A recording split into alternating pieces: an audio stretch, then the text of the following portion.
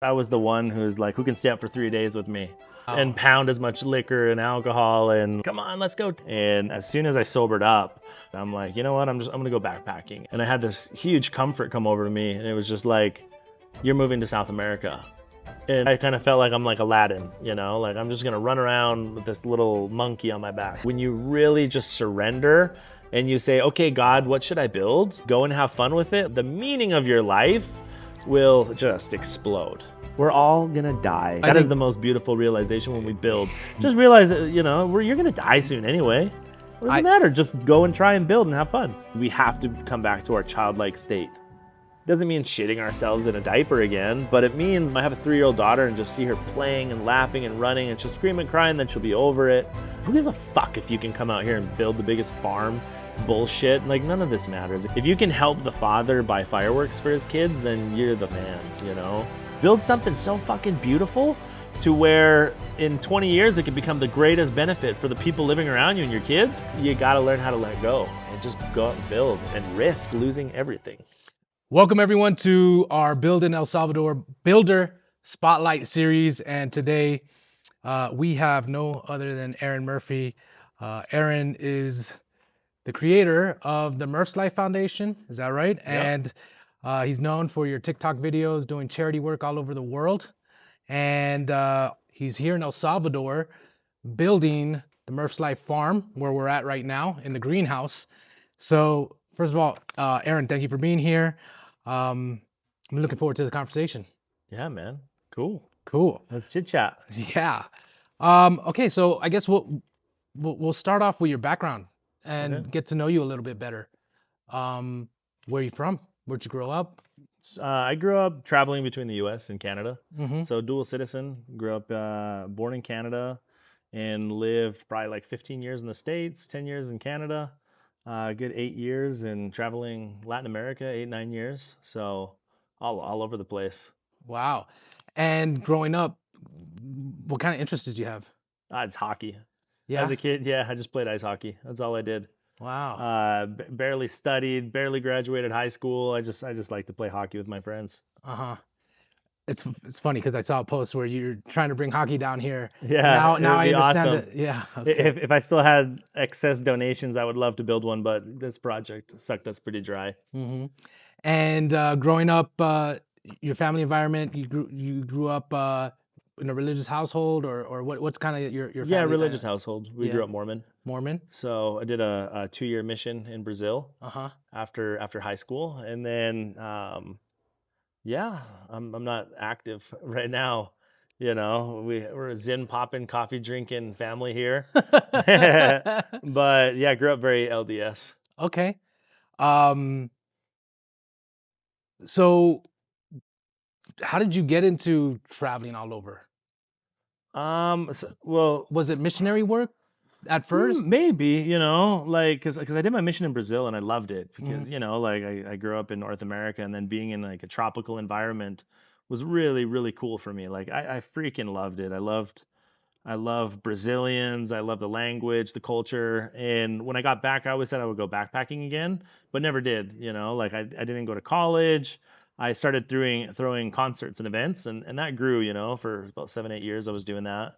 Um, and so I think that was one of the big reasons. But my biggest reason definitely was from sobriety. So as soon as I started throwing events, it was just a lot of drinking, a lot of partying, and as soon as I sobered up, I had a year sober, and I'm like, you know what? I'm gonna go backpacking, and I my goal was for 3 months, and you know, it's like I've been back once in the last 5 years. You know, Yeah. What got you into the party scene, into throwing events and all of that stuff? one of my friends invited me to help him organize a little college party. You know, and he charged $5 at the door, and at the end of the night, it was like I think he made like $700, Uh-huh. and I was like, "Whoa, dude!" Because you know I was working at a call center at the time for Cisco Systems, Really? and yeah, doing Portuguese translations Is this for after them. high school? Yeah, after the mission, after the Okay. Mormon mission. So I was doing. I only did it for like 6 months though, and I was like, whoa, he made this much money, and so it always kind of interested me. And so I started throwing my own parties, and it grew. You know, there'd be some where we'd make like 20,000, 30,000 a night, and from there it was just kind of like these golden handcuffs for a young 20-year-old, where, I was like, I don't want to study, I don't want to do anything else. And like promoting these events was just like a lot of college parties, so we're just getting hammered every single night. I don't know if you remember, like 15 years ago, whenever there was an event on Facebook, remember how everyone would just like spam the shit out of people's Facebook pages? It was like sending out mass invites with that little code. It would like send the invite to the party to your mom, your uncle, your grandma. And so I would just bring people over, we would get super hammered, and then be like, hey, log on to my laptop. And I would send out like 300,000 invites to Wow. people's Facebook pages. But doing that, it was just like my fridge was always full of beer, liquor bottles. It was just like free alcohol I would offer. And everyone kind of knew, like, all right, Aaron's going to spam my Facebook. Yeah. So, okay, it's a party scene. So I know a little bit about your story. And so I kind of feel okay asking this, but like, Yeah. did that whole scene kind of bring you into addiction, whether it was alcohol addiction or drug addiction? Yeah, for sure. Yeah. Just because it was like a daily thing. Uh-huh. And anything you do daily is going to have an effect on your body, on your nervous system. So, it was like 10 years of just drinking every single day, and for me, I have a very addictive personality. So it's like I was the one who's like, who can stay up for 3 days with me and Oh, just wow. and pound as much liquor and alcohol, and like, come on, let's go. Like, if someone hadn't stayed up for 48 hours, it was like my thing where I'm like, let's keep going, let's keep going. Wow. And so okay. Obviously that's a kind of unsustainable path, right? Like, Yeah. I mean, I lived a little bit of that life as well, so I kind of know it. Um, what made you sober up? Having panic attacks every day. It was just my nervous system got shot. Really? And I think anyone that drinks that heavy, that parties that hard, it's like you're just fighting some inner demons. You're not healing that childhood traumas and whatever you went through. And it just caught up. It was just like every day, like I couldn't even be in a car anymore. I just felt like I was gonna have a panic attack. And so after I hit like rock bottom, I had an OD. It was like a bunch of wild things. Like some of my best friends, two lesbian girls, one of them murdered her partner and FaceTime me, and she was like, "Hey, Aaron, like, what do I do with a body?" And so that was just like a shock on my system. Like, well, my nervous system is already shot. And then on top of that, it was like I had an OD where I literally just like leave my body and have this crazy outer body experience. And so after that, it was like 3 months of hell of like me. I'm gonna quit. I can't quit. I'm gonna quit. I can't quit. And I went vegan for a year. So that was the way I did it. I went vegan for a year. I called it the shitty vegan diet, and it was crazy. I had a total transformation on my body. It got into like just the best shape of my life. Like my abs were showing, and like my mind was really clear. And I was doing a lot of fasting. Like I would do like 48 hours, and I would blindfold myself and just be in the mountains, just meditating and doing a lot of healing. And within that year, I paid off like pretty much most of my debts. And at the end of the year, what got me into traveling was my friend was throwing a concert with Diplo, a Diplo concert, and I was like, you know what, I'm gonna smoke some weed. And so everyone's like, whoa, Murph's gonna smoke again, like the party animal. So everyone's handing me their weed pens, their joints, their blunts, and I got so high it triggered this crazy panic attack in me, and my heart is just racing, and it was just my body saying like, don't get back into this shit, like you're done with this. And I'm praying in my heart, just like freaking out, thinking I'm gonna die, just like, hey God, like I don't want to get back into this. Like, please, like, what do I do? Help me. And I had this huge comfort come over me, and it was just like, you're moving to South America. And I knew it, like, without a doubt in my mind. It's like how you know that the sun's gonna come up. Like, there's no way you can stop that. And it was like this. There's no way that I can stop, that I have to move to South America. And the next day I gave everything away, and I went to California to renew my passport, and I was gone. Wow. When was this? In 2018. 2018. And where did you go? I started in Mexico, then I went to Colombia, and then Brazil, all over, from Paraguay, Ecuador. So all of South America, basically backpacking through there. Yeah, what were those experiences like? It was awesome, man. It's like, but after a while, you can't just travel and feel joy. Like, it, you know, and to survive, I was selling pest control over the phone for my friend's pest control company out of Texas. Uh-huh. So I would work like an hour a day, like Falcon Pest Control, like hey, I have a bunch of fire ants in my house, and I would sell them a contract, and then I would collect their data and their I would collect all their data and then I would get paid like $100 on a $200 on a So it wasn't. while backpacking, in order to make money, you Muchas gracias. You want a water, buddy? sure, gracias. Which one you want? Whichever. All right. Yeah. So you are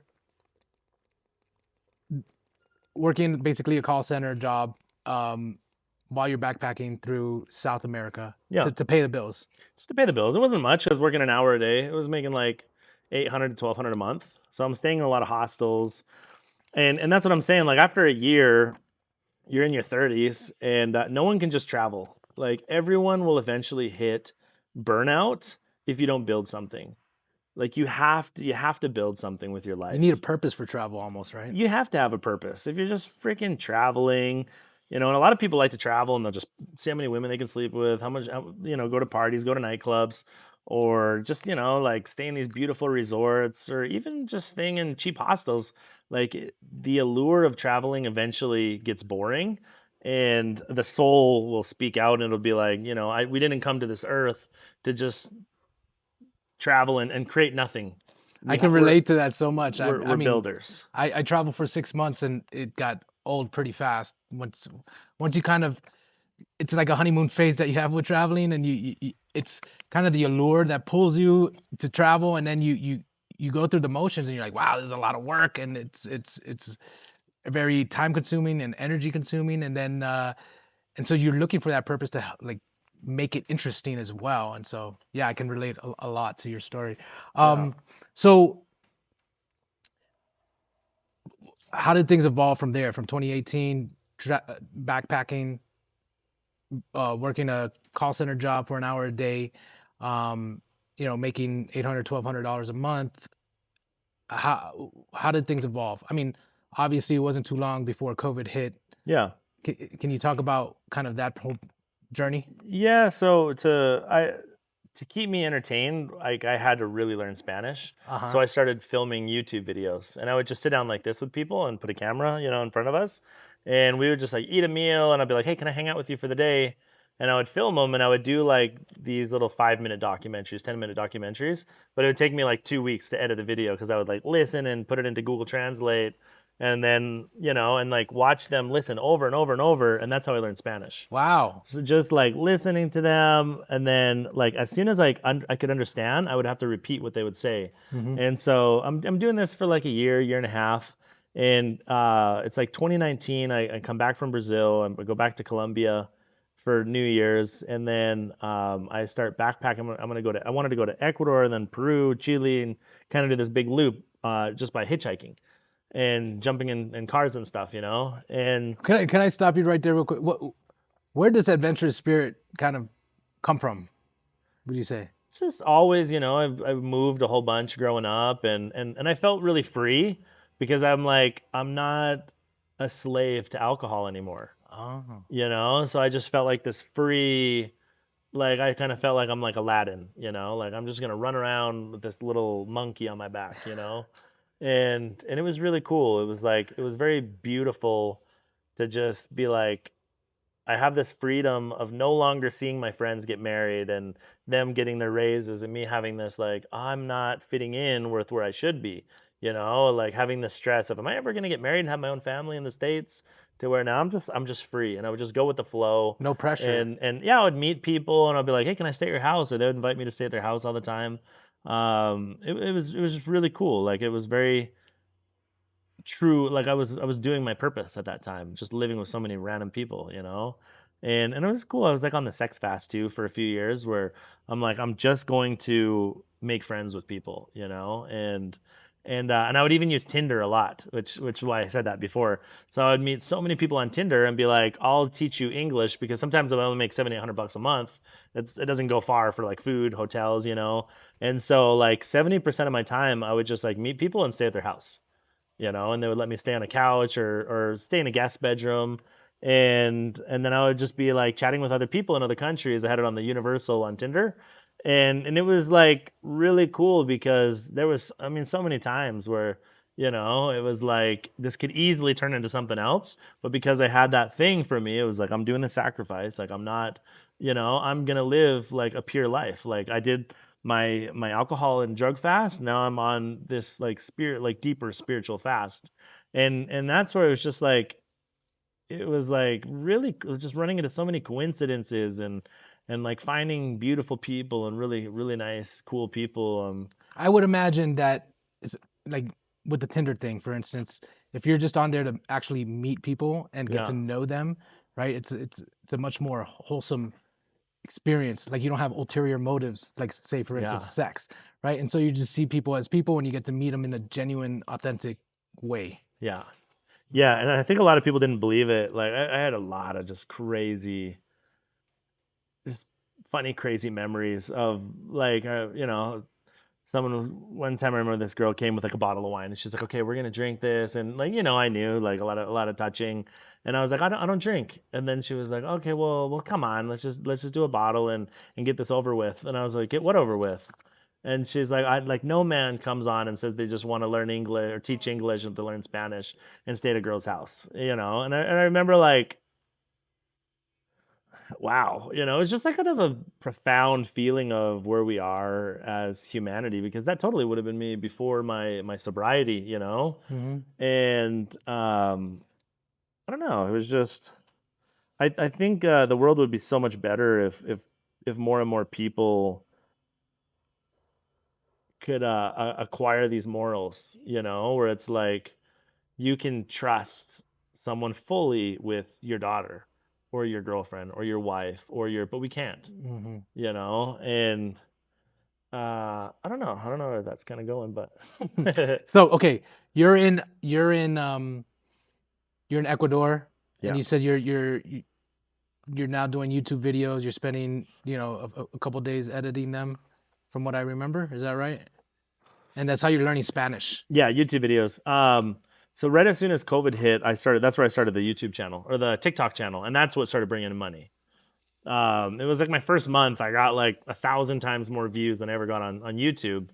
And I wasn't a fan of TikTok. I was always kind of against it. I was like, this is like a pedophile app for old people to stare at little girls dancing, But it started bringing in money, and it was just like our second month, it was like $20,000, $30,000. Wow. And within the first year, we probably grew like 6 million subscribers on 5 million subscribers on all the platforms, and from like Instagram to TikTok to our Facebook to YouTube. Um, and from there, it was just like it was a switch, and it was definitely like a preparation for me to be able to build all of this to go to like rock bottom, to lose so much money, because one of my rock bottom was failing at a couple really big events and concerts and like losing six figures of money. And sometimes when you do investments, you ask friends to invest with you, and there's nothing more stressful than owing a friend money or family money. For me, in my opinion, it's freaking horrible. So going through that to like just living and enjoying the presence of people that are really poor, who I have nothing to get out of them, and to become friends with them, it was all kind of a preparation for what we're building here in El Salvador. It was God was preparing me, and that's why I was just like living freely. Was I was following kind of God's path. Like I would do a lot of prayer. Like where should I go next? Like God introduced me to someone today that I can learn something from. How would I say that? Find me someone that I can learn something from. And even in like my videos, I'll say like when I'm really doing our TikToks and stuff, help me find a family that I can help out, that can have a good story that can help some people out. Yeah. Yeah, I could imagine that whole experience from hitting rock bottom financially, owing people money, and then traveling and meeting people in a very genuine way. It's kind of like a humbling process that grounds you and allows you to build something like what you're building here. And we'll get to there. But I guess what, so COVID happened. How did you end up in El Salvador? Like what brought you to El Salvador from Ecuador?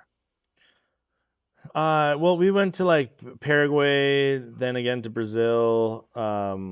went to a little bit to Peru on the border, a lot in Colombia, and then we were already in like living in Honduras. We lived in Mexico, lived in Guatemala. Wow. Um, and then we didn't want to get a COVID shot. Well, I didn't want to get a COVID shot, you know.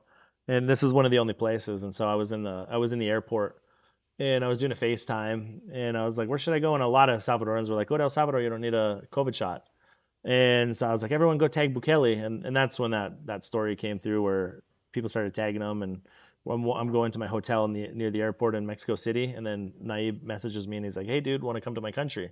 And literally I was like, I chatted with him. And the next day we flew like basically like 10 hours later, I got the next flight and we landed in El Salvador. And he had one of his government workers like Aaron Murphy. And then we went over to our hotel, went over to their White House here, hung out with him for a few hours and and just chatted about like the conversation was mostly about his dream building Bitcoin City, and I was just like, you know, because when I was traveling so much, I was like, how cool would it be just to build hostels on all these places where people could go and stay at these hostels and kind of have a map, you know? It's just one of my ideas, you know, that would need a lot of money. And then just watching that, I'm like, that's the dream, you know, to build like a really cool city with a purpose. And, you know, that didn't happen. Um, and I came with a friend of mine and we said like, hey, we'll put the first $1 million for the school, for a school. We want to be a part of the Bitcoin school. And I ended up buying this farm like the first year I got here, and we cleaned it up and we used the prisoners to put the fence around everything and just, Okay. um, I want to fill in the gap that yeah. I'm missing. So you met with the president. He's talking about Bitcoin City. Are you inspired by his vision? Yeah, totally. Okay. And what made you stay here in El Salvador? Like, did you know that you were coming here to stay, or did you like just know that you were coming to visit the president and then decide to stay? Well, we always stayed 3 months, like till the visa runs up, and then we'll go to a new country. Okay. And then so once we came here, we got our we still did a bit of we always went back to Ecuador, you know, because we have 6 safe houses, women's shelters down there. We have 2 farms as well, and so we're constantly kind of going back and forth. But this has became the hub, and then especially since like the country was cleaned up, it was like, okay, we have potential with this property. Like this is a very blessed property. It's a very touristic area. We're along the highway, some of the best views. We're close to 2 major cities. How did you find it? One of my friends who also the Larines, they have Estate 98. Their son who came and showed me, he's living in Miami, flew down just to meet me, and he took me here and took me over to their farm, Estate 98, which is really beautiful farm. He has like a coffee liquor company too, which is super rad. Like 98, I gotta find the picture for it, but it's like this coffee liquor, which is super badass in Florida. So he showed us this, we loved it, we bought it, and that's why the first 2 years was just like cleaning and putting up the fencing. Awesome. Okay. And did you know when you saw this place that you were going to build a farm here? It was just like because you know I had a lot of excess donations from the videos. Because when I'm really, really cranking on videos, we can do like $300,000 to $500,000 a month in donations from all the views, you know. And as fast as I'm like trying to spend it, and we're still like staying in shitty hotels. I didn't pay myself a salary for the first 3 years, so it's like all of this money is in there. We have no overhead really. Like I have no big buildings, you know. Not one person has a 6-figure salary here. Even till today, you know, like if I make $500,000 a month, if Coca-Cola, which they've paid us before, Adobe's paid us for sponsors for videos, whether it's 20,000, 50,000 a video, like I always keep my salary at my salary is $74,000 a year, and that's like, you know, like I mean after taxes, it comes out to like what 59,000, you know, but that's how we're able to build all of this is because we're not doing crazy meetings. We don't have office buildings, and I'm still renting, you know, like You're keeping your costs minimal. yeah, we're keeping our costs minimal. And okay, another gap that I need to fill here. So I guess during Central America, you start uploading videos to TikTok. You realize, okay, I'm making money here. Where did the foundation come into play? Like when did you realize, hey, these videos can actually can lead to a foundation? How did that happen? It was right away. Okay. Yeah, because it was like night and day. It was like $20,000 the first viral video, and then it was like $100,000 in my Venmo account, and I'm like pulling it out as fast as I can.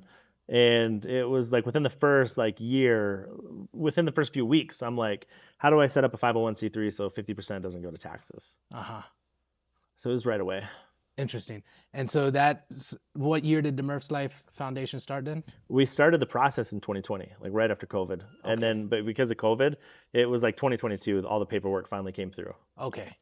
Um, that's super interesting. Okay, and so you're here in El Salvador, and I mean your videos are still bringing in donations, and so you're you're trying to figure out what to do with this money to have an impact here, and so you start kind of dreaming up this farm. Is that the Yeah, story? yeah. Yeah. So it's the farm, and it kind of goes back to like Bitcoin City.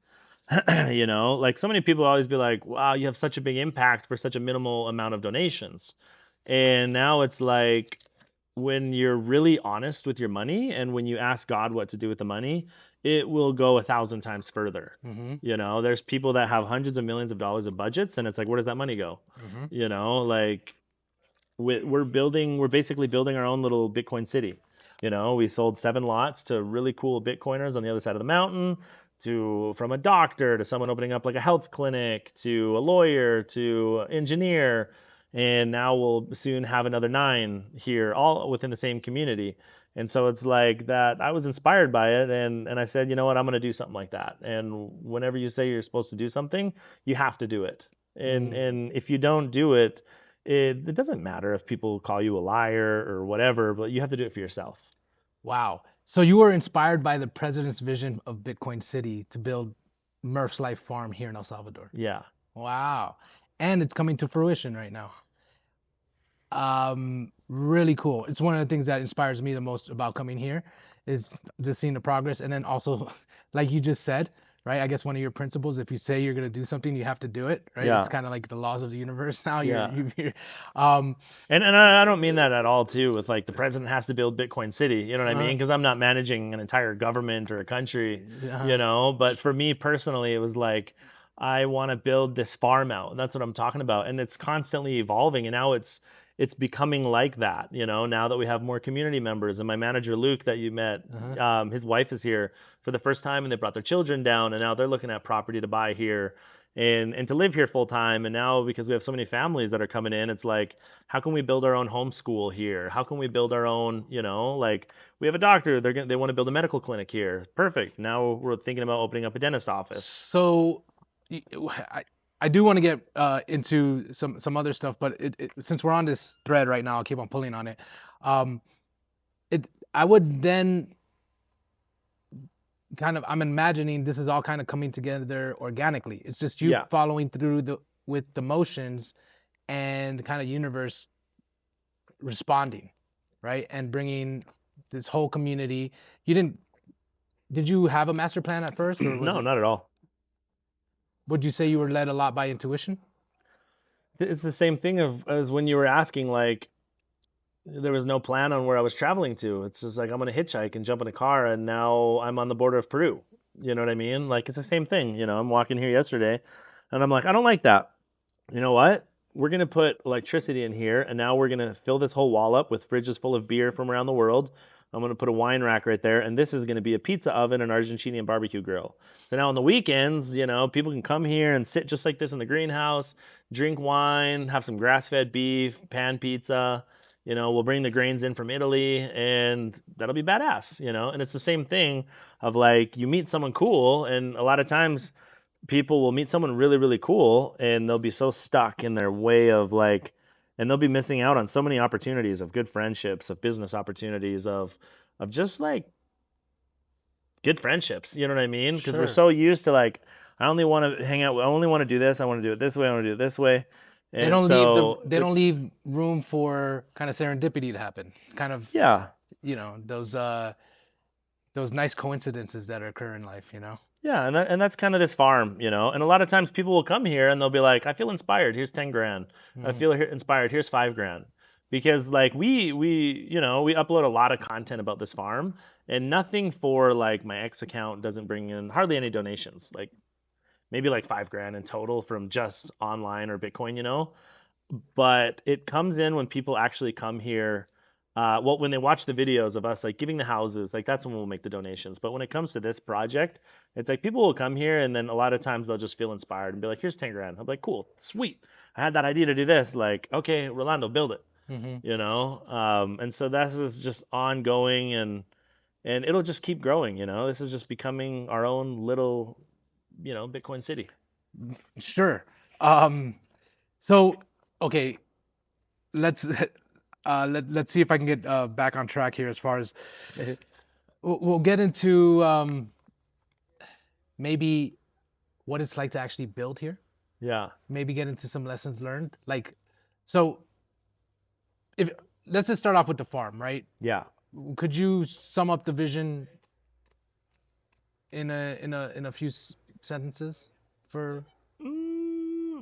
Can we build our own community that would thrive if COVID came back? So you're trying to make kind of like a sovereign community, maybe sovereign's not the right word, but a self-sustaining ecosystem here. I think it's a community that all communities should be. Like, if we can have a community where we have we just built our own, market, farmers market, like a community where I can buy my own grass-fed beef and raw milk and have organic veggies and have a restaurant and go into a spa and have some red light therapy and have a sauna, a cold plunge, go for an hour hike down the trails. Like that to me is community. That's a beautiful way to live life. And if shit hit the fan, it's like, okay, cool. I can still go hiking out of my back door. I can drink good water. If the power grid goes out, we have a lot of people, we have solar, and it's really cool. It's like it's sweet. And I feel it's a like town. You're like a town. Yeah, like a town that's self-sustaining, that has its own resources. This is the future. And is connected. Community. Okay.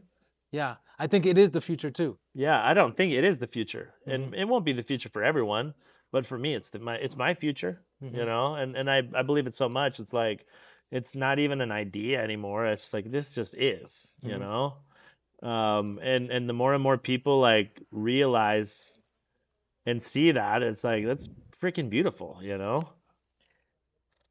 So, okay, let's talk about building here. What challenges did you face then? A lot. Yeah, a lot of challenges. And I'm at this thing now where it's like, before I would get all worked up. I've vented to you too many times. But there's a lot of challenges in building. And in any country too. Like anywhere you build, you're going to run into a lot of problems. One of the biggest problems in El Salvador, and I went to a meeting recently with David Rivar, who's in charge of the design and development of the country.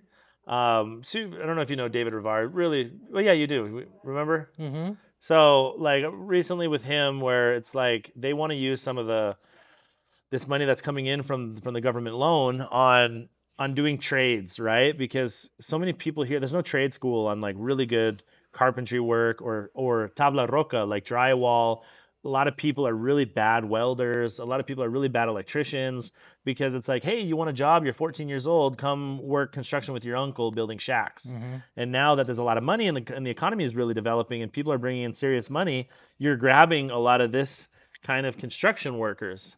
And it's just a lack of education. And so now that's a problem that a lot of people are dealing with. So in terms of actually building, is it then finding skilled tradesmen to actually build? Absolutely. Is one of the challenges? Companies, tradesmen, and even like you can get a good company, but if there's so much work going on, it's like, well, I'm going to outsource.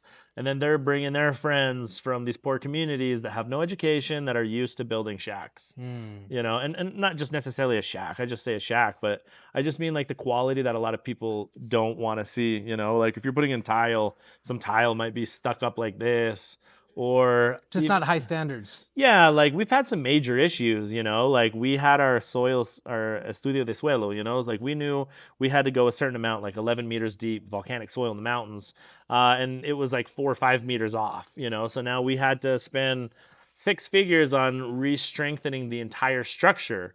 And we looked at our welding after we tore down drywall, and it was like 1 point, 2 point welds where you have to do a full weld around that. Like little things like that, where it's just like sometimes when people build something like in other countries that we're not used to, like in the States, right? 'Cause there's just too many, like rules. We complain about too many rules in the States, and then we go to other places and we complain, but there has to be a balance, right?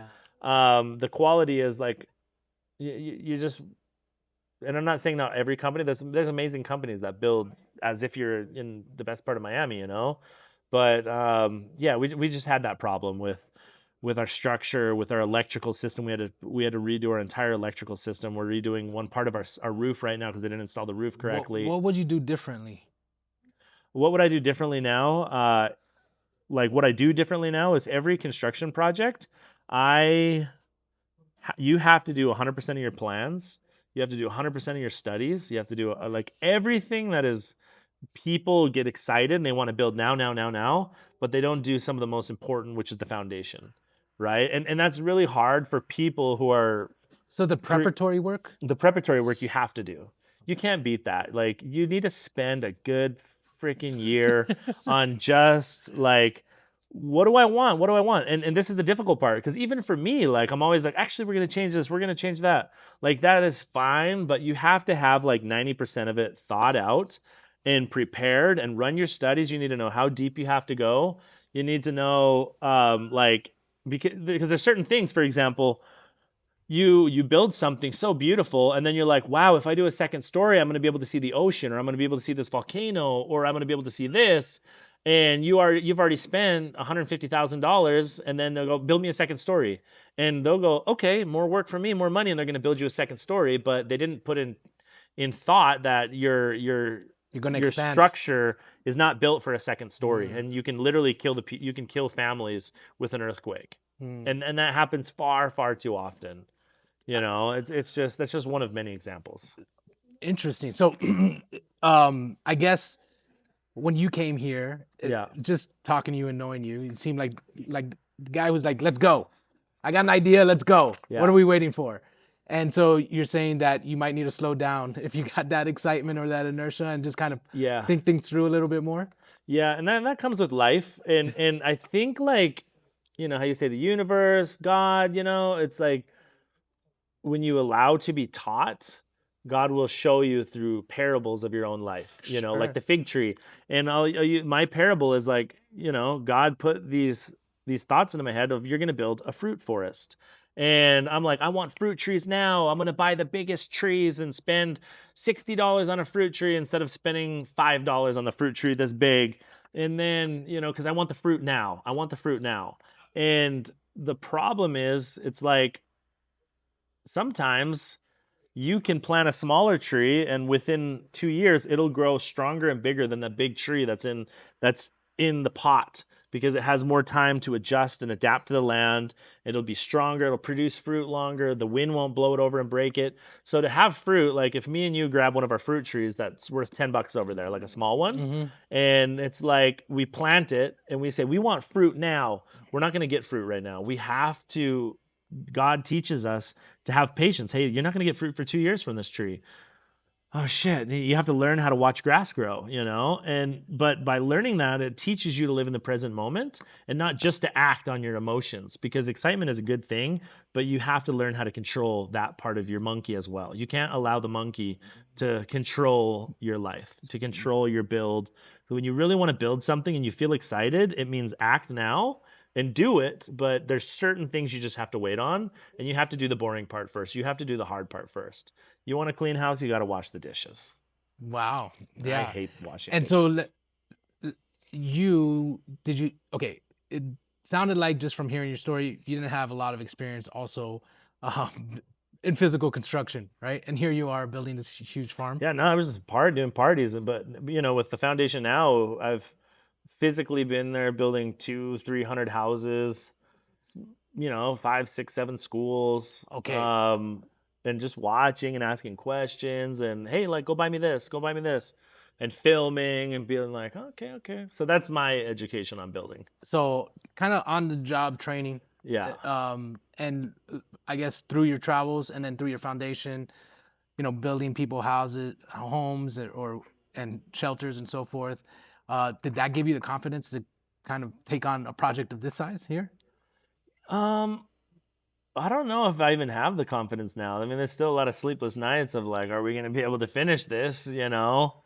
It's you just push through it. There's a lot of times where I'm just like, fuck this, let's want to throw in the towel, Mm-hmm. but you just got to push through it, Mm. and just do it. Yeah. So, I mean, I can hear you. Every entrepreneur, every builder goes through those moments where they're like, Yeah. what am I doing here? Or, what did I get myself into? Or how do I get myself out of a hole? Um, anything else you can think of as far as advice for people coming here to work on their own projects and, um, like, let's say legally, right? Yeah. What was the permitting process like?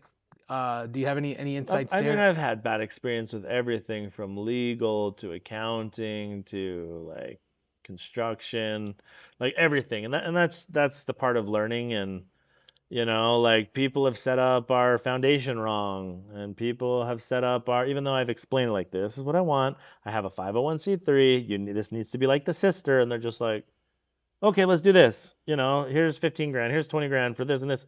And then like 6 months later, oh, well, actually we did it wrong. Like it needs to be like this, but now you have to pay the taxes. So this is another 20 grand. Here's another. I'm just like, you fucking serious? Like, come on. I through trial and error, I have a really good team now. I have an amazing civil engineer, Rolando, who's walking around.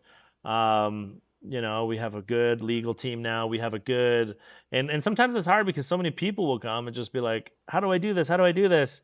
And I'm like, I don't know, because I'm not a lawyer. I'm not an accountant. I've learned through trial and error, but we were able to do it, and So, one of the things that frequently comes up when I speak to people is they say, you gotta have good people around you, right? yeah. And the way you get good people is through trial and error. So they have to go through a lot of churn, a lot of employee turnover before they find the right crew. I would say because my team now is full time, and be really careful. Like I've had, we've hired a lot of people that came from references of good people and who've worked on big projects, and it's like, okay, I'm gonna go with this guy. He's a little bit more expensive. I'm gonna learn my lesson.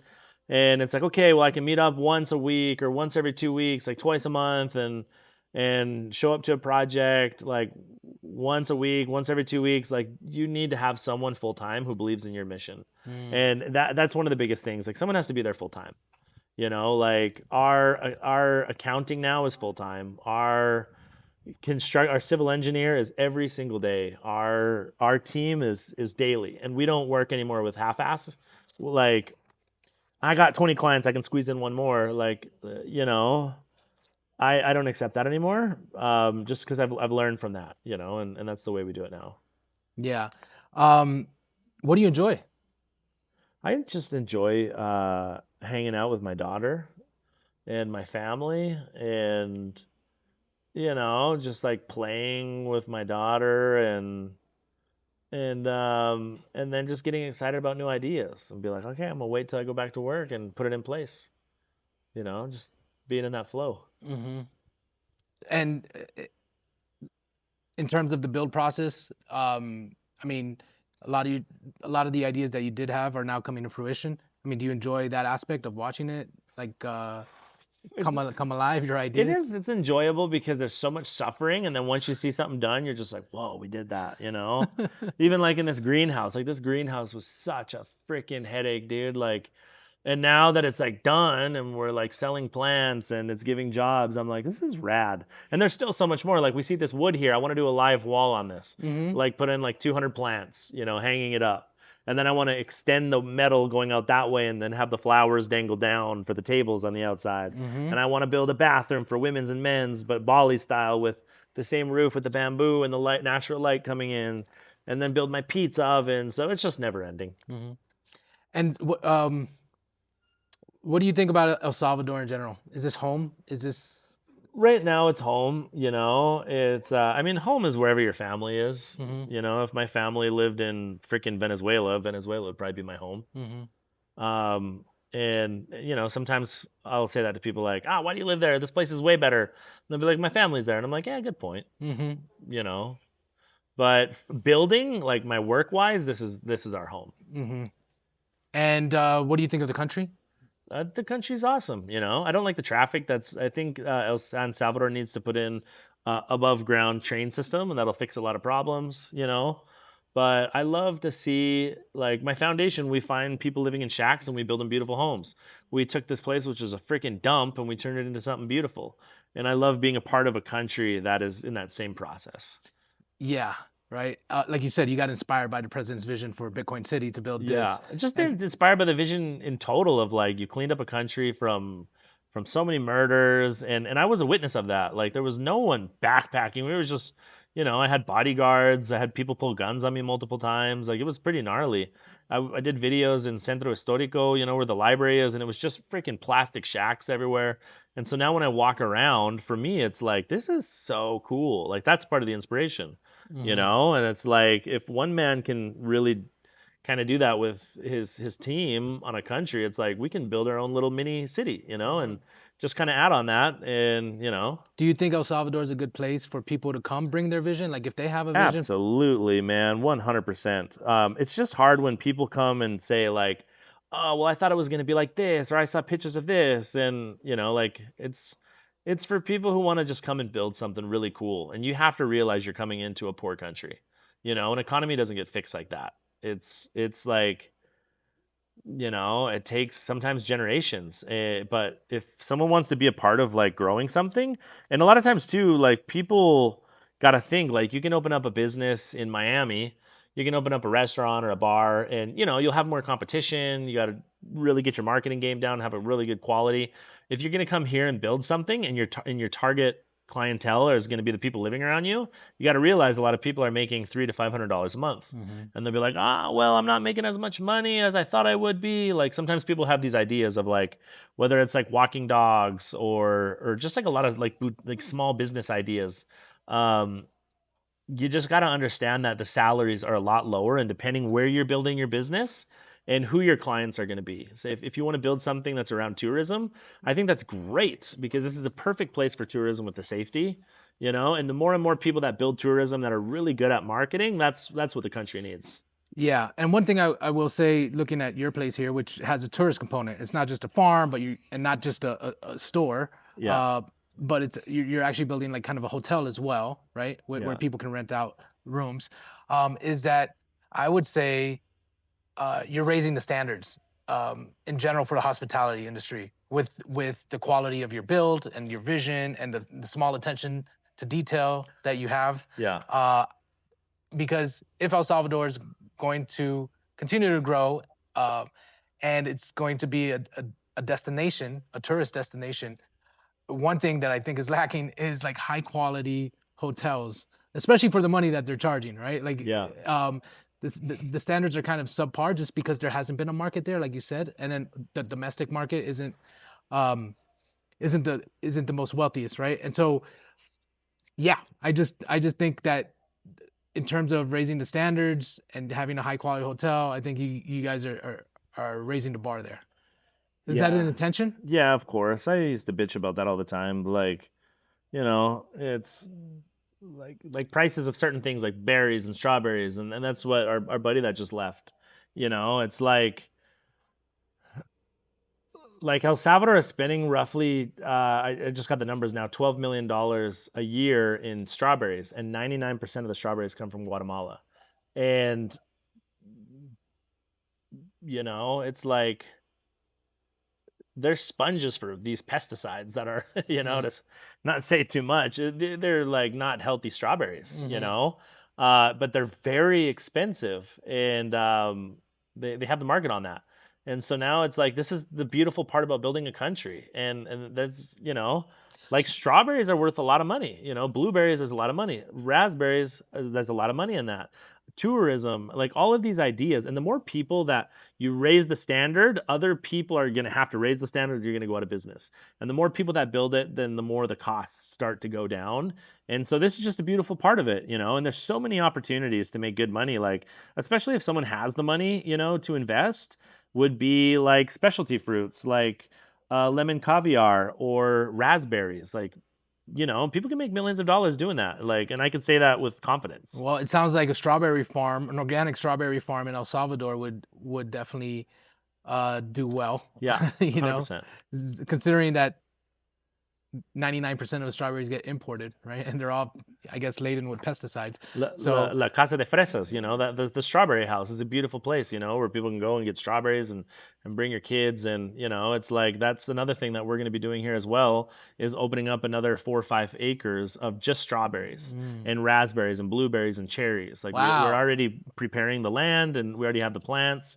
And it's like it's another really cool thing where we can now sell to grocery stores, farmers markets, put it in our own food, but have healthy organic food. And it adds the tourism to El Salvador, where now it's like the mom can go in the sauna and the spa and the dad can drink or get a bottle of wine in the greenhouse, or the kids can pick raspberries and strawberries or go in the swimming pool. Like there's a lot of things that people can build in El Salvador. You just got to really also study the market and don't just get an idea and get excited about it. Like, who are your clients? If the clients are locals, like figure out, like, okay, Run the with numbers. a 10-mile radius, how much money are they making? You know what I mean? And are people going to drive to your place? And look at your competition, and competition isn't the best word because we need more people doing the same things. I think It's we're in a stage right now in El Salvador's growth where every business like that comes here and builds, even if it's like competing with you, is actually helping you because yeah. it's developing the market. A perfect example of that, and I still use the word competition, but it's like I love Las Ramblas, like really nice food mall where I can go and you can go to a Starbucks or a Tacos Hermanos. You know what I mean? You have They so have a many nice restaurant options. up there too. Yeah, the place in front of the Mormon temple, like that Philemon. that beautiful little mall where they have all those restaurants. Because we go there all the time, and it's like we'll go to San Martin, and then we'll get Asian food, and then we'll get Italian, or we'll go to Farmer's Fresh, whatever that place is called, And so that's the idea of up here. Like I would love for someone to come up here and then be like, I'm going to build a $20 million resort right beside you. I'll be like, thank you, dude. Like hell yeah. 20 more restaurants right beside us. It's not competition. It actually helps the country. And it just turns it more into like in Ecuador, there's baños. It's a beautiful city in the mountains where there's thousands of restaurants and trails and zip skydiving and a bunch of weird shit. Um, and that's what El Salvador can, if they want to become like the next Costa Rica, or whether it's with tech or the next, like we need to have healthy not competition. What's that word we were using? Collaboration. Collaboration, competition. We were using the word competition though. But yeah, so I mean, developing the market, you need to have businesses here, Yeah. even if they're competing, because they all are synergistic in a way because they're growing the market. And right now there's a lot of, I guess, growth to be tapped into. Yeah. So, okay, we talked about El Salvador, how great it was. Anything here that it's an emerging country, right? And it's still it's coming from a 30, 40, 50 years of kind of troubled times. Yeah. So it's going to take time, like you said, to develop the economy. And it has challenges and problems that it's still dealing with like any other country. Anything stick out to you on what could be improved here in El Salvador? I think the people like building in the companies that are already here is if you're gonna build something, it should never be how much money can I make. But if you go in with the attitude of, okay, how many people if I have this dream, like you get excited and you have a dream, I want to build this, right? And you really think about it, now you're doing your plans, like, okay, let's assume that it's already built, just how I imagine it, how I'm dreaming of it. How many employees would that need? Okay, how can I make their children's lives better? How can I make their Christmas better? Will they be able to afford fireworks on their holidays? Because I was at a grocery store the other day and one of the guys came to me and he was like, he's been my friend for like 3 years, a guard at a Super Selectos, and nothing again, like nothing with Super Selectos, but he was just like kind of in tears, like always like fist bumping, never asked me for money and wasn't asking me. And he was like, you know what? Like, I just see all these people grocery shopping and I work 2 jobs and I can't afford fireworks for my kids. And all they asked me was fireworks and I can't afford fireworks. You know, so who gives a fuck if you can come out here and build the biggest fucking farm bullshit? Like none of this fucking matters. If you can't Biggest help the hotel, father, biggest. if you can't help that father, if you can help the father buy fireworks for his kids, then you're the fucking man, you know? So That's success. that's success here. Yeah, and that's when I talk to a lot of entrepreneurs that are coming here to build out their projects, their dreams, their hopes. A big part of their vision is how can I uplift the community as well. Yeah.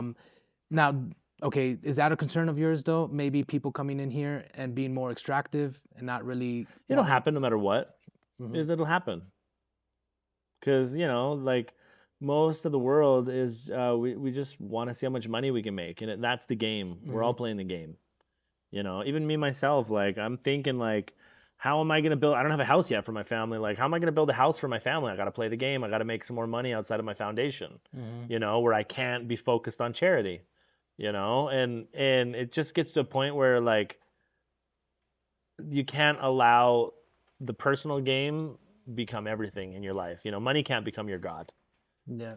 And you know, I don't know. It's Do kind of you a think that El Salvador and just the nature of the narrative around what's happening here, for instance, Bitcoin, and then you have like Jack Cruz and the whole like Mito crew, right? Like the kind of alternative health people, yeah. and like just the convergence of communities that are coming to El Salvador. Do you think that that might have an impact in influencing how things turn out? Like if you're getting more of a conscious crowd over here, Yeah, I think totally. You like know, for instance you, right? Like look what you did. Not a lot of people would do what you did. You literally came to this town in the middle of El Salvador that nobody really heard of before, yeah. and you're building a foundation, you're employing all these people, you're like creating a community center. Not only are you creating a community center, but you're actually creating community too, a village, a town around Murph's life. Like um but it's a lot of sacrifice and work on your part, like you Yeah. said. Not a lot of people would do that unless there was like reward on the other end, and like a big financial reward on the other end. I guess what I'm trying to say is El Salvador attracting people like that? I think so. Yeah. You know, like you know, you mentioned Jack Cruz. I didn't know who Jack Cruz was until I met Jill, Uh-huh. and Jill, she's a community member. Her son too, and she's like one of the coolest humans I've ever met in my freaking life. Uh-huh. And she is subscribed to Jack's. I think he has something for like $100 a month. Uh-huh. And I was like, what in the cult is this? You know? And anyway, she was like, "No, it's not a cult. Come on!" And it's like it's funny because she's always like she'll like mention something about health, you know, and be like, "Well, I heard this from Jack, and I heard this from Jack." And so when you say that, like, of course, like, because if it wasn't for him, I wouldn't have met our like my one of my favorite humans I've met in my life, you know. Uh-huh. So for sure, it is. Um, I think that's cool, and I think like people like you attracting people who are more conscious, more thoughtful, more driven, not necessarily by material means, but driven to improve the human condition in a way, right? For people, for individuals, for families, all the way on up as much as you can go. Like even the president, improving the human condition of Salvadorans as a whole by, yeah. sticking his neck out and getting rid of the gangs. Like it just seems like this is kind of that place for that kind of Yeah, mentality. it's for people who want to just take big risks, you know, like it's kind of crazy. Like you think about that, and it's like he put his wife and daughter at risk for getting beheaded. You know, if you really think about it, like even when I first moved here, like we lived really close. You know, we saw his little tank outside of his neighborhood every day, and I'm just like I even said like. You know, I hope he doesn't get assassinated. You know, I hope like a giant freaking bomb just doesn't go off. You know, um, and it takes it takes balls to like leave your country and invest money in a different country where you're hiring people who have no construction experience, and so El Salvador attracts people who are really like you think about like the people who migrated to the United States, like they left their worlds to jump on a freaking boat for months at a time, you know to just live and go into the wild wild west, and a lot of people say With no this guarantee, is no this, assurances, this no. is the wild wild west, and that's what life is about. I really think that's what life is about, is when you learn to let go and you just go out and you're following God and you're following your path. And when you feel kind of afraid to do something, I say just that's when you got to just freaking do it, you know. Mm-hmm. But do it properly. Get your permits. Get your plans. Get your plans. Get your team. permits. Get your team. Even spend if you have the money, spend the money and train that team. Like, okay, show me how to do drywall. Show me, like, you know.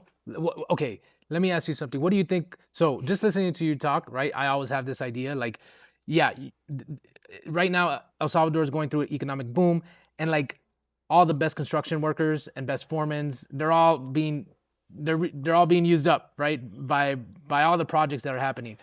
So there's a shortage of them, like you were saying, finding good quality work and help. Maybe having, so I always think like, man, if I'm an American foreman, come down here, train a crew using American standards, American construction standards. That's the way to do it. And, you know, if you want, you're going to be in business for the next 20 years over here, especially if you're good. For sure. Yeah. I've had so many people ask me like, hey, will you build this for me, this house, this, you know? And I'm like, I don't think that I would, like, with the stress behind it now, like, even if someone came up to me and they were like, I'll give you $500,000 to manage my construction, you know, for a year, I still don't think I would do it. You know what I mean? Like, I really don't. We're not there yet. It would have to be a gnarly number. And $500,000 wouldn't even, like, as motivate my dad you? would say, get my pecker up. You know? Yeah. It's a lot of work. So if you want to build something really big, like, you can totally do it. You just gotta just do it properly, you know. Yeah. Any other? Have you noticed any business potential here? I mean, you said the strawberries obviously is one. Yeah, and I'm kind of you know, I'm like in this, you know, so I'm really finding my stuff. And my foundation is we teach people how to fish. That's kind of our motto. Mm-hmm. So I mean, there's tons and tons of things, you know what I mean? And you know, like, one of the ideas that I have right now is like bringing in. Someone brought in like 5 or 10 beautiful RVs, you know. People are spending a shit ton of money on shitty Airbnbs. Imagine if someone had like a beautiful RV. I would rent that for $400 a night and take my family. We're gonna drive to the coast. Now we don't have to spend the money in the hotels. We got a little kitchen. Mm-hmm. There's so many ideas, man. There's so many ideas. Yeah, I think RV rentals, dude. Yeah. You know, someone dropped $1 million and brought some badass RVs down here. Yeah, that'd be cool. Yeah, I mean, for a growing tourist market, again, you got to think who your clientele is. I don't think it's going to be much of a domestic market, but it's going to be, if El Salvador's really putting resources towards growing the tourist sector, then, you know, you might be a little early, a year or two early, but you'll have a spot when the market does show up, you know? Yeah, and right now a lot of people are even hurting too in the tourist sector right now, just with so many people getting afraid of traveling right now with what Trump's doing in the States. It really, you know, I had some friends here yesterday that have a lot of Airbnbs, and I was like, hey, show me your Airbnb app, and they were showing me from like 2 years ago till now, and it's really like, because I think so many people are just like, let's invest and let's build, and now so many people are afraid to come back. It's you got to really be careful, and you have to, like, if you're gonna build something now, you have to build something that not everyone else is doing. You can't just go and buy an apartment and put shitty furniture from Curaçao inside of it and hope to, you know, become financially stable. You know, because it's like some of the prices are just out of this world. And now, like, I'm seeing Airbnbs now drop down to like $90 a night, $100 a night. That used to be $300 a night. You know, that's kind of it's kind of scary for the people who invested. It's like, oh, I spent $500,000 on that shitty apartment. You know what I mean? And so, if you're gonna build something like I see tourism going more for experiential as AI is going like this. People don't want to be just stuck in an apartment anymore. So things like this with nature, like people, if you can get a piece of land, you know, and build a beautiful experience with a bathtub with an amazing view, and you build your own little cold plunge like that, I feel like you have a much better chance of making it. I think this is the trend, right? The trend is that we've all been atomized. AI's coming, making everything fake and gay. You know, artificial, artificial, replicable, like knockoffs, like it's, and so I think people are gonna want to get to back to our like kind of ancestral roots, which is community, belonging, Yeah. sense of adventure, stuff like that. And in terms of what you're doing here, I think that fits perfectly, right? People are going to want to be able to have conversations with like-minded people, are going to want to be able to walk down an organic garden, um, are going to want to be in a place that people thought, like a lot of the Airbnbs talking about, the experience. It's all kind of like IKEA furniture, just enough to make a nice picture, but it's all kind of cardboard, flimsy. I'm getting on a tangent here, but you know what I mean? I think people are starting to sense that and wanting to want more out of life. Yeah. Yeah. Especially if they're going to be spending a pretty penny on it. Yeah. What do you see in the future for Murph's life then? Foundation and farm. Yeah, just growing this into our own city. Mm-hmm. Like expanding food farms, growing truly organic food, and now we're focusing more on Casa Conejo, Mm-hmm. where I'm doing like tutorials on how to grow organic food and how to grow, not use pesticides and not use, because that's becoming more of a passion for me, Mm-hmm. is getting back to exactly what you're saying. So more on the agriculture side. Okay, so finishing out the farm and then focusing on agriculture is kind of what's next steps for. Yeah, just being able to really expand this. Yeah. Um, what do you see for the future of El Salvador? I see, I don't know, man. Like, I feel like everyone just kind of has this 1 year haze in front of them where literally anything is possible. I feel the same way. Anything is possible. My time horizon has expanded somewhat, but like yeah, we live in uncertain times. Yeah. Where there's so much flux happening, right? Like somebody shaking up the world, right? And Yeah. I mean, I point to kind of fiat, dollar collapsing or not collapsing, but going through is kind of like, Big shift. yeah, going through its Yeah. downward spiral. And so much of the world is built on the dollar system that you're going to have these geopolitical kind of fluctuations, economic fluctuations. So, yeah, I mean, it's hard to look past 1 or 2 year horizon. I mean, look at Venezuela and what happened there. It's like, the Yeah, rules are we being never- rewritten in real time. You never know. Like, even in the States, I have a lot of friends who've invested, and now it's just like so much drug addicts are moving into certain areas, and, their politics will change, and it's like there can be a drunk bum like pissing on your lawn, but if you push him, you'll go to jail, and the bum will have more protection than you. And people are just like, well, my home is destroyed now from it's if I like my building attitude is, if this country just went total batshit crazy next year, we entered into a war, or the country just goes like this, boom, the other way. It's you have to learn how to just say, I don't care. It doesn't matter, because when you build, I have this new like mentality from doing my foundation is when I'm building, it's no longer like we all have this mentality of like I'm just gonna build and become rich and then I'll get there. But what does there mean? Like I'll stop stressing when I get there. When I'm retired, like when I'm old, or when my kids can, like we're never gonna get there. It was like when you're in junior high and you want to go into high school, and then you want to graduate, and then you want to be in college, and then you want to graduate, and then now we're just stuck in this race.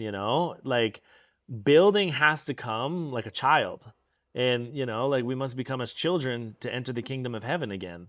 And I think like whatever we're building is for the kingdom of God. And when you're really just building something, like it doesn't matter, like throw in all your chips, who cares? Like face that fear. Build something so fucking beautiful to where in 20 years it could become the greatest benefit for the people living around you and your kids. And if we go into a giant world collapse and we lose, who gives a shit? Because we're all gonna die. Yeah, We're all gonna die. I That is think the most beautiful realization when we build. Just realize that, you're gonna die soon anyway. What does it matter? Just go and try and build and have fun. I tell you what, man, it's a realization when you start to work at something and try to create something. That's the realization that you have. You're like, oh wow, like I gotta get on this because time's finite. It becomes very obvious, especially when you're trying Yeah. to do something. Like there's not enough hours in a day sometimes to get stuff done, and you realize, wow. And so any dreams, aspirations, goals that you have, it's like the sooner you get at it, the better. And like you said, I like the other thing is being here. in El Salvador, I do feel kind of sheltered from the narratives around the world. Not that I'm sheltered physically or from the impact, but like it's easy to get lost just building here because there's so much to do, right? Yeah. That for me, I kind of pay attention a week later and I'm like, wow, that's a crazy story about what's happened in the rest of the world, right? But you Oh know, man, I've just been checked out. I've just been like building. yeah, that's what I'm saying. I've been It's so easy. checked out now. Like people come, like volunteers come, and they'll be talking to them. I'll be like, "What are you talking about?" And they'll be explaining to it, and then I'll like change the subject. I feel kind of rude about it. I just be like, "I don't give a fuck about that." Yeah. Like I got to figure out how I'm gonna put in my pizza oven over there, and who's gonna be my next donor to help me continue this wild dream. And you know what about that? It's freeing. It's like, oh, I don't have to pay attention to the world. I can just focus on being productive Yeah. and improving my life and the lives of people around me. And that's what's in my control anyways.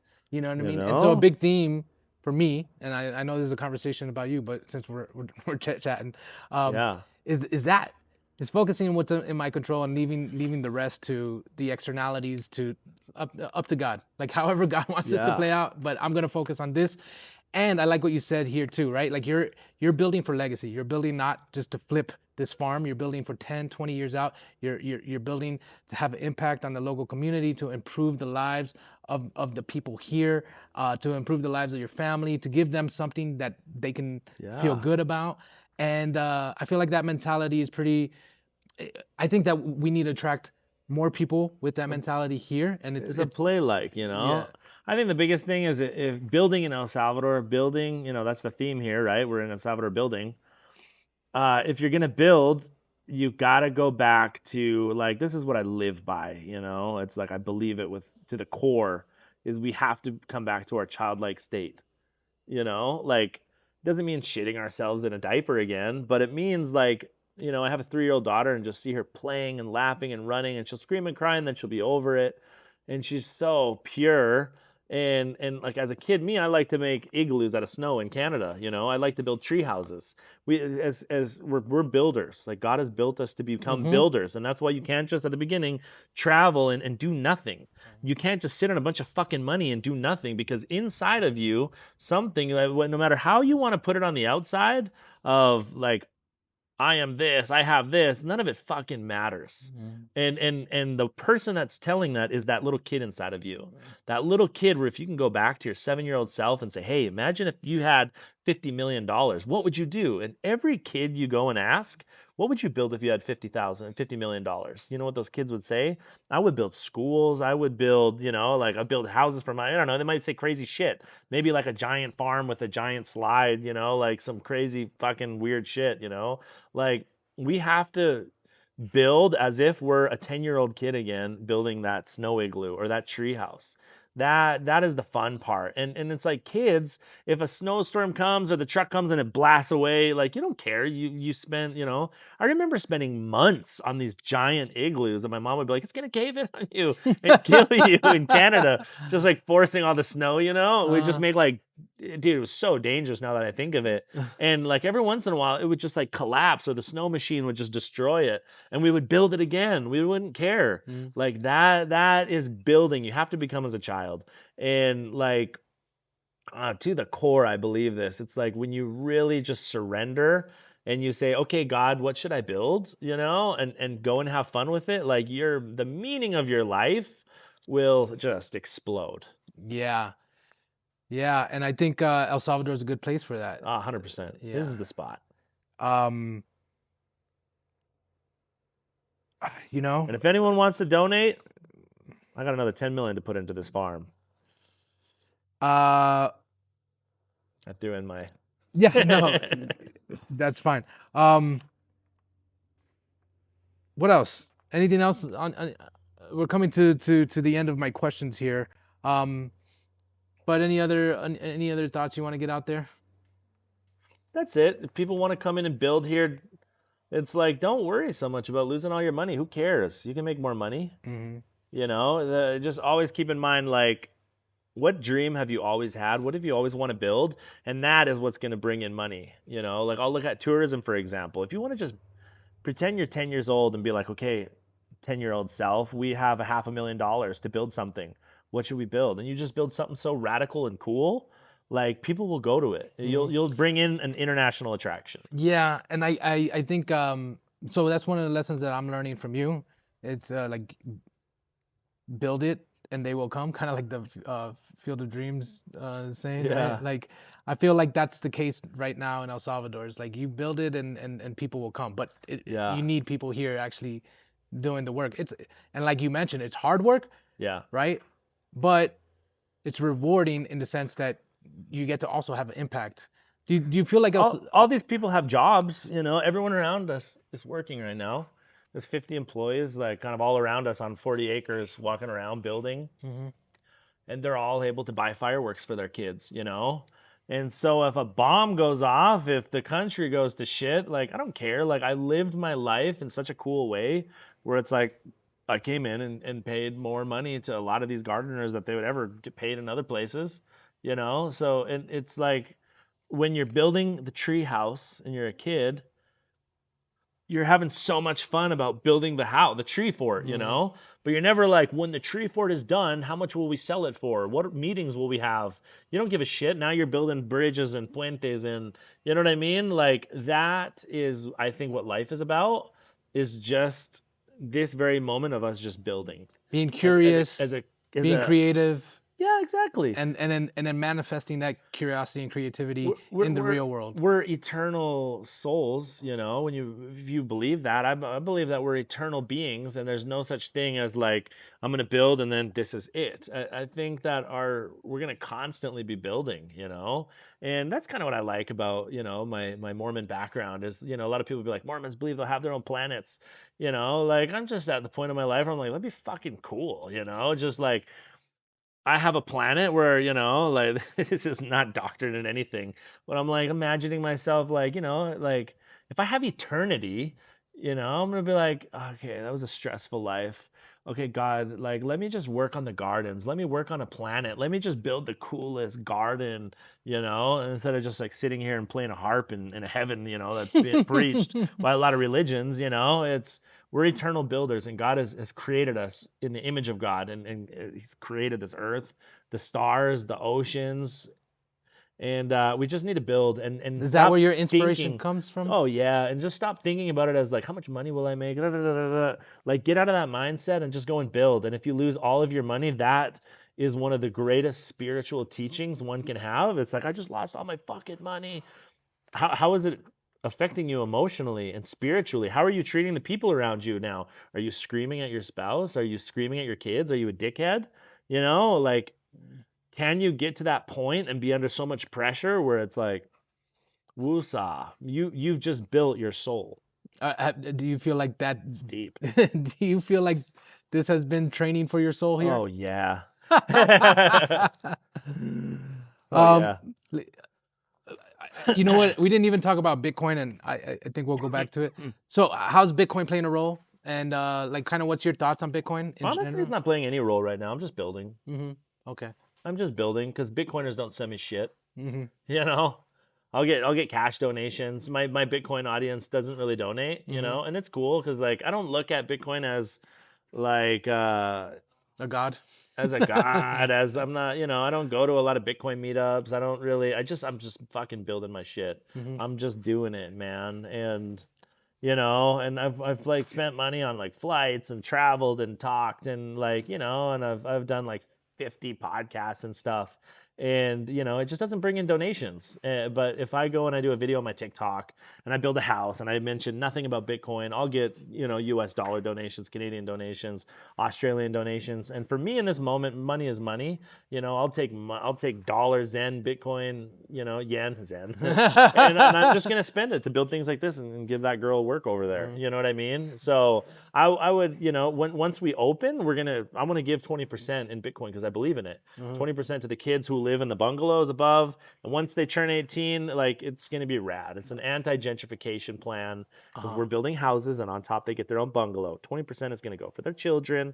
They'll be able to afford their own land, build their houses, build their businesses. So kind of like in a independent fund Yeah. for their kids. Exactly. And even with this, we want to put aside a certain percentage in Bitcoin. And now we'll be able to take loans out against that. Like, hey, let's build a little hospital one day. Let's build a school. Let's build an apartment complex. Let's build more land. You know, So we want then- to have a Bitcoin fund. And that is this. But when it comes to like the whole Bitcoin exterior, I'm just like, I don't give a fuck. Bitcoiners don't donate. Like, I'm gonna do my shit. I believe in Bitcoin. Bitcoin is not a person. It's not anything else, you know? And it's kind of like two narratives. It's like, hold your Bitcoin, come to El Salvador and build, you know, and you got to learn how to let go and just go out and build and risk losing everything. Okay. Yeah. Okay. So then in that case, Bitcoin is just baked into the kind of the economic layer here, right? Like you'll accept Bitcoin as Yeah. like, transactionally, 100%. right?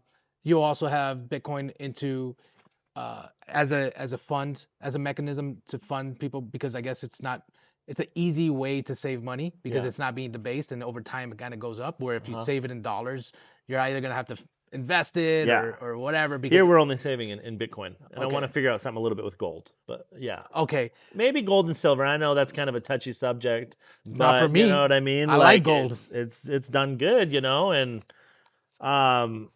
well, these are hard assets, right? So Yeah. it's an easy way for people to, you know, you can buy fractions of gold, you can buy fractions of Bitcoin, like it's possible. And so and these are monetary instruments that aren't being devalued. And where the dollar, they're just printing I it mean, up. long term, you think like it is important to hold.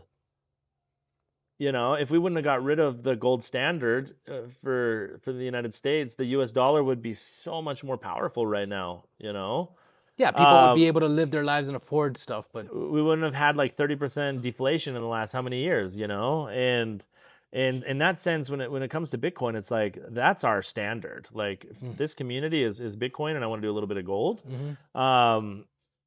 But like the other foundation. but other than that, when it comes to just like building it, you have to build it 1st. Mhm. You know what I mean? And sometimes you have to take out loans to build, and entrepreneurs have to take risks. You know, you have to risk everything if you want to build your dream. Yeah, I agree. You know, you got to give it all to God and say, I'm going to trust in you, and I'm just going to go out and build and have fun and be stressed and get gray hair sometimes. Yeah, but that's what we're here to do. Like you said, God made us as builders, as workers, and so it's like, you know, it's Yeah. probably the most fulfilling stuff that you can do. And I think in El Salvador, it's probably the best place to do it. Yeah, and you got a good community here, and you can make a big impact like you're having. Yeah. I think that wraps it up. I really appreciate you talking to us and sharing and being so candid and open about your trials and tribulations, and because, you know, we all go through it as entrepreneurs and builders. So thanks. Thank you, man. All right. Hell yeah.